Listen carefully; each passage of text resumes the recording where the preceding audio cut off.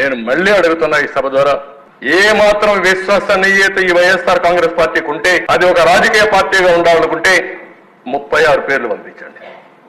ఆ పేర్లు ఇస్తే దానిపైన మన పేర్లు అట్టగా ఎఫ్ఐఆర్ లో ఉంటుంది కదా, ఎఫ్ఐఆర్ కూడా ఏమంటాం వాళ్ళని, వాళ్ళు కూడా ఎఫ్ఐఆర్ కూడా ఏమంటాం. 36 మంది పేర్లు, అదే 36 రాజకీయ హత్యలు ఎఫ్ఐఆర్లు కూడా ఇమ్మని డిమాండ్ చేస్తున్నా.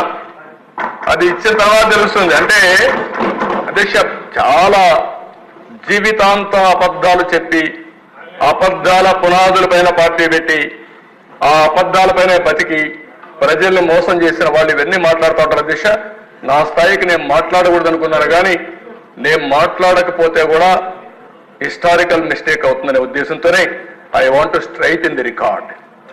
లేకపోతే నేను మాట్లాడేవాడు నా జీవితంలో ఎప్పుడు నేను ఇవన్నీ మాట్లాడలేదు. ఆ రోజు ఉండే నాయకులు హుందాతనంగా బిహేవ్ చేశారు. ఇక్కడ హుందానే లేదు, పద్ధతి